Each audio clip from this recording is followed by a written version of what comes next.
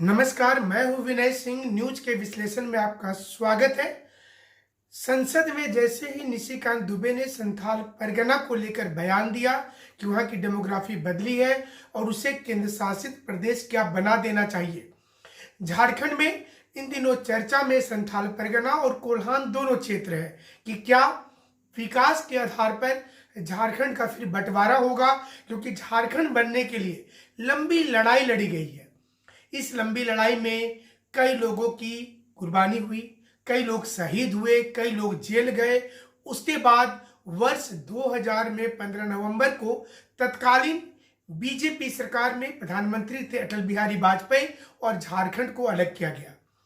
क्या 25 वर्षों के बाद फिर से एक बार नए राज्य की ओर में जा रहा है? तो हम इसी चीज की बात करेंगे कि झारखंड में जिस संथाल परगना की बात की जा रही है वो आखिर बनेगा कैसे। नया राज्य बनने में क्या झारखंड सरकार की कोई भूमिका रहेगी? क्या कोल्हान भी एक नया राज्य बन जाएगा?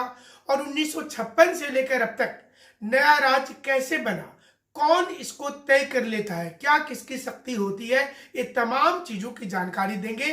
अंत तक वीडियो को देखिएगा। सबसे पहला सवाल ये उठ रहा है कि जिस संथाल परगना को लेकर यह बताया जा रहा है कि यहाँ की डेमोग्राफी चेंज हुई है, लिहाजा इसे यूनियन टेरिटरी का दर्जा दे दिया जाए। यूनियन टेरिटरी का अर्थ होता है कि सीधा और परोक्ष रूप से केंद्र सरकार का शासन होगा, जिसमें राष्ट्रपति एक उपराज्यपाल को रखेंगे और उपराज्यपाल ही वहां पर एडमिनिस्ट्रेटर होता है और उसी के द्वारा यहाँ की शासन व्यवस्था को देखा जाता है, जिसे लेफ्टिनेंट गवर्नर, जो आपने दिल्ली में बहुत बार देखा होगा, दिल्ली में आपने सुना भी होगा। क्या ये संभव है?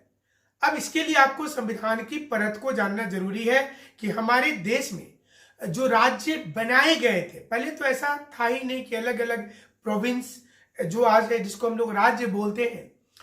इसके लिए 3 ऐसी कमेटी बनी थी।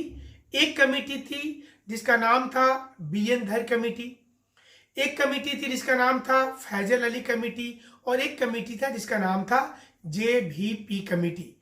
3 ऐसी समिति थी जो भारत में राज्य कैसा बने इसको लेकर तहकीकात कर रही थी। ये आपको हम बता रहे हैं 1950 से लेकर 1953 के बीच की बात। तो जो BN धर कमेटी थी और जो दूसरी कमेटी बनाई गई थी जवाहरलाल नेहरू, वल्लभ भाई पटेल और पट्टाभी सीतारामैया के नेतृत्व में, ये 2 कमेटी ने ऐसी सिफारिश की कि भारत में भाषा के आधार पर राज्य नहीं बनाया जा सकता है, क्योंकि यहाँ पर ये प्रॉब्लम हो जाएगा बाद में। लेकिन 1953 में ऐसी जो दिक्कतें आई, एक व्यक्ति दक्षिण भारत में पोटी श्रीमल्लू नाम का, वो हंगर स्ट्राइक कर दिए। 56 दिनों के बाद उनकी मृत्यु हो गई और पूरे भारत में भाषा के आधार पर लिंग्विस्टिक वायलेंस, यानी कि भाषा के आधार पर दंगा शुरू हो गया। तो 1953 में पहला राज्य आंध्र प्रदेश को बनाया गया। उसके बाद 1956 में फैजल अली कमेटी की रिपोर्ट आई और इस रिपोर्ट के आधार पर 14 नए राज्य बने, जो आप इस समय तस्वीरों में देख रहे हैं। उस वक्त ये 1956 की बात है, जिसमें ये 14 राज्य उस वक्त में बनाए गए। और ये राज्य जो आप तस्वीर में देख रहे हैं इस वक्त में, ये मद्रास थे, आंध्र प्रदेश तो बना ही था पहले, मैसूर, केरल, कोचीन। सोचिए उस समय में 2 कोचीन और केरल अलग अलग राज्य था। महाराष्ट्र का नाम बॉम्बे हुआ करता था, आंध्र प्रदेश अलग था, हैदराबाद अलग था, मध्य प्रदेश छोटा सा इलाका था, उड़ीसा था, बिहार था। ऐसे करके राज्य बनाए गए थे 1956 में, जिसमें आप जम्मू कश्मीर भी था, इसके अलावा राजस्थान था, मध्य प्रदेश था, तमाम चीजें थी। मध्य भारत भी एक राज्य हुआ करता था, उत्तर प्रदेश और विंध्याचल भी एक राज्य हुआ करता था। लेकिन सवाल इंपॉर्टेंट क्या है? सवाल इंपॉर्टेंट ये है कि क्या राज्य बनाने की शक्ति झारखंड की सरकार को है? क्या झारखंड की सरकार इसको कर सकती है? तो आपको ये जानना अति आवश्यक है कि राज्य बनाने की शक्ति पूर्ण रूप से केंद्र सरकार के पास होता है, राज्यों को इसमें कुछ भी शक्ति नहीं है। संविधान का अनुच्छेद 3 और 4 केंद्र सरकार यानी कि पार्लियामेंट को पूरी शक्ति प्रदान करता है कि वो भी सामान्य बहुमत से। सामान्य बहुमत का अर्थ होता है कि 50% से एक ज्यादा होना चाहिए। 100 आदमी अगर कहीं पर वोटिंग कर रहे हैं, उसमें से 51 आदमी ने बोल दिया यस, तो यस हो जाएगा। पूर्ण रूप से लोकसभा अथवा राज्यसभा में से इसकी शुरुआत करके और फिर अल्टरनेटिव इसको पास करके निश्चित रूप से एक नया राज्य बनाया जा सकता है। तो आप बोलिएगा कि इसमें राज्यों की शक्ति क्या है? राज्य को सिर्फ और सिर्फ इसमें सलाह देने की शक्ति है। जब केंद्र बिल को पास कर देती है तो वहां से राष्ट्रपति राज्यपाल के माध्यम से उस राज्य के विधानसभा में प्रस्तुत कर देते हैं। जैसे मान लीजिए झारखंड ही बना होगा तो इसी प्रोसेस से बना। आगे जो बातचीत चल रही है जिसे लेकर इस समय में झारखंड में चर्चा चल रहा है, तो इसके लिए प्रोसेस क्या होगा? झारखंड विधानसभा में जब बिल आएगा तो झारखंड विधानसभा इस पर सिर्फ और सिर्फ अपनी सहमति, असहमति और अपनी सजेशन देंगे। क्योंकि यहां पर आप जो भी लिख करके भेजते हैं उसको मानने के लिए केंद्र सरकार बाध्य नहीं है, ये संविधान में लिखा हुआ है। तो सोचिए कि अगर केंद्र सरकार चाहेगी कि हम संथाल परगना को यूनियन टेरिटरी बना दें तो बना सकती है, उसके पास ये शक्ति है। और इसके लिए उसको वहां से बिल पास करके झारखंड के विधानसभा में लाना होगा। यहाँ तो चूंकि विधान परिषद नहीं है, इसलिए अगर विधानसभा में मान लीजिए सारे लोग बोल भी देते हैं कि नहीं ये जरूरी नहीं है और नहीं करना चाहिए, तो इसके बावजूद केंद्र सरकार तय करेगी कि हमें एक्सेप्ट करना है आपका सलाह कि नहीं करना है। इस सलाह जब आप किसी को देते हैं, सलाह बाध्यकारी नहीं होता है। और यही कारण है कि इस समय डेमोग्राफी को लेकर के जो 25 वर्ष के बाद जो चीजें की शुरुआत हुई है, इसमें संसद के उस डिस्कशन के आधार पर झारखंड में चर्चा चल रहा है कि इसके अंदर नए राज्य और यूनियन टेरिटरी बनेंगे। कोल्हान का डिमांड पुराना है। कोल्हान का अर्थ हो गया जिसमें मूल रूप से चाईबासा और उसके इर्द गिर्द के क्षेत्र हैं। चाईबासा ब्रिटिश काल से एक बेहतर स्थान रहा लेकिन डेवलप नहीं कर पाया। तो कोल्हान में सरेकेला हो गया, खरसवा हो गया, जमशेदपुर भी आ जाएगा, बहरागोड़ा आ जाएगा। ये पूरा इलाका चाईबासा को लेकर मनोहरपुर, गोइलकेरा, किरीबुरु दक्षिण वाला इलाका आ जाएगा। जब आप बात करते हैं संथाल परगना की तो उसमें दुमका आ जाएगा, जामताड़ा आ जाएगा, साहेबगंज आ जाएगा, ये वाला ऊपर नॉर्थ ईस्ट का इलाका आ जाएगा। इसको अगर देखिए अलग करेंगे तो बचेगा क्या झारखंड में? फिर तो सिक्किम वाली हालत हो जाएगी। आगे चल करके झारखंड सिक्किम जैसा छोटा एक राज्य बन जाएगा। क्या आने वाले समय में छोटे छोटे राज्य, ऐसा नहीं है कि यहां डिमांड हो रहा है, पूरे भारत में हर एरिया में डिमांड है। और अगर उस डिमांड को अगर आप मैप पर देखेंगे तो लगभग 50 राज्य का डिमांड है भारत में। चाहे वो महाराष्ट्र के अंदर विदर्भ हो, गुजरात के अंदर सौराष्ट्र हो, कच्छ हो, बिहार में मिथिलांचल हो, नॉर्थ ईस्ट में पूर्वांचल हो, ऐसे बहुत डिमांड है। और ये सारे डिमांड को अगर सरकार पूरा कर देती है तो ऐसे में 50 राज्य कम से कम होंगे, छोटे छोटे राज्य हो जाएंगे।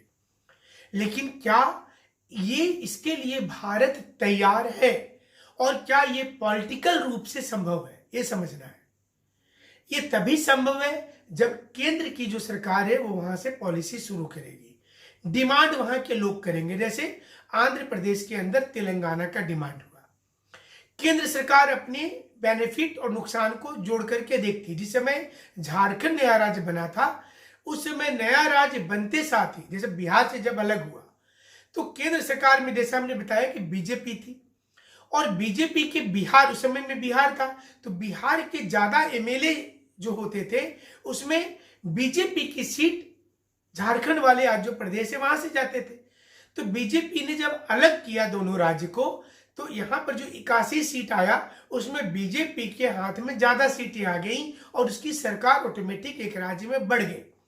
तो एक कैलकुलेशन ये भी होता है कि केंद्र में जो सरकार है, चाहे वो कांग्रेस हो चाहे वो बीजेपी हो, वो ये देखती है कि जहां पर हम चुनाव हारते जा रहे हैं अगर इसको स्प्लिट करते हैं तो एक रीजन में जो विधायक चुन करके आ रहे हैं अगर वो बंटवारा होगा तो वहां पर जो विधायक है वर्तमान में वो मैक्सिमम किसके हैं, तो वहां पर एक राज्य उनको आराम से मिल जा रहा है कि चुनाव जीत गए। इतने स्टेट में उनके इलेक्शन जीत गए। जो आपको याद होगा कि झारखंड में बाबूलाल मरांडी जी जो पहले मुख्यमंत्री बने उसी आधार पर बन गए, क्योंकि जैसे ही अलग हुआ बिहार से झारखंड तो यहां पर ज्यादा सीट चूंकि बीजेपी के पास था वो बन गया। छत्तीसगढ़ में भी देख लीजिए आप, यही चीज हुआ।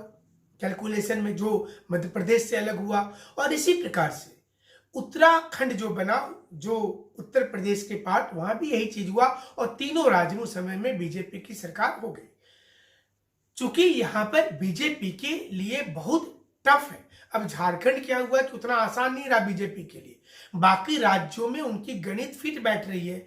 लेकिन एक प्रकार से देखेंगे तो वर्तमान में जो आदिवासी 26.4% जो है इस समय में झारखंड में, उसका एक बड़ा प्रतिशत आप मान करके चले कि 20 से 22% वो जेएमएम के साथ है। तो बीजेपी को पता है कि उनके पास वोट नहीं आ रहे हैं, वहां से वो पिछड़ते जा रही है और दूर दूर तक सिनेरियो नहीं दिख रहा है कि बीजेपी झारखंड में कुछ कर पाएगी। उनके पास अलग से एक प्रॉब्लम है। हो सकता है कि आने वाले समय में एक चीज देखने को मिले आपको, क्योंकि जो आवाज उठी है संसद के अंदर जिसमें निशिकांत दुबे ने कहा कि डेमोग्राफी बदली, तो पिछला चुनाव जो था उसका पिछला चुनाव तो बड़े मार्जिन से जीते, लेकिन डेमोग्राफी बदलने के चलते उनका मार्जिन जो था चुनाव का वो घटा है। और यही कारण है कि यहां पर एक सुगबुगाहट शुरू हुई है। हालांकि इसमें जैसे हमने बार बार बताया कि राज्य सरकार के पास कोई शक्ति नहीं है, प्रदर्शन होगा। आपने देखा होगा जब बिहार से झारखंड अलग हो रहा था उस समय लालू यादव जी की सरकार थी। आज लालू यादव जी की पार्टी और हेमंत सोरेन जी की पार्टी एक साथ है, कांग्रेस के साथ है, लेकिन उस वक्त में लालू यादव जी बोलते थे कि हमारी लाश पर से झारखंड बनेगा, हम बनने नहीं देंगे, जबकि उनके पास कुछ ताकत थी ही नहीं। केंद्र में बहुत साल तक कांग्रेस की सरकार रही, लेकिन कांग्रेस ने तो नहीं बनाया झारखंड। तो झारखंड का आंदोलन चल रहा था, लेकिन इसका इनिशिएटिव बीजेपी ने लिया, क्रेडिट वो ले लिए। इसलिए केंद्र के पास शक्ति, संवैधानिक ताकत उनके पास है, राज्य के पास सलाह देने का शक्ति। आप नाम के लिए बोल सकते हैं कि हमारे राज्य का नाम वनांचल मत कीजिए, झारखंड कर दीजिए, आप ये बोल जरूर सकते हैं। आप ये बोल सकते हैं कि यहाँ की जनसंख्या नहीं चाहती है, यहाँ का रीति रिवाज अलग है, हम लोग एक साथ रहना चाहते हैं। लेकिन मानना नहीं मानना, ये सेकेंड टाइम जब आपके बिल राज्य से जाएंगे, पहले तो केंद्र भेज देगा और उसके बाद जब यहां से आप पास करके भेजेंगे तो उसको एक्सेप्ट करे रिजेक्ट करे, ये पार्लियामेंट के हाथ में होता है। इसलिए आने वाले समय में अभी जब नया विधानसभा चुनाव आएगा तो सारी चीजों की गणित ये चलने लगेगी। अलग अलग राज्य में डिमांड शुरू होगा, हो भी रहा है, और हो सकता है कि केंद्र उस समय कुछ सोचे इस पर, वो एक बार मन टटोलेगी कि झारखंड के लोग क्या चाहते हैं। लेकिन अगर इतना बंटवारा हो जाएगा तो झारखंड में क्या बच जाएगा? फिर कोल्हान पूरा अलग हो जाएगा, संथाल परगना अलग हो जाएगा।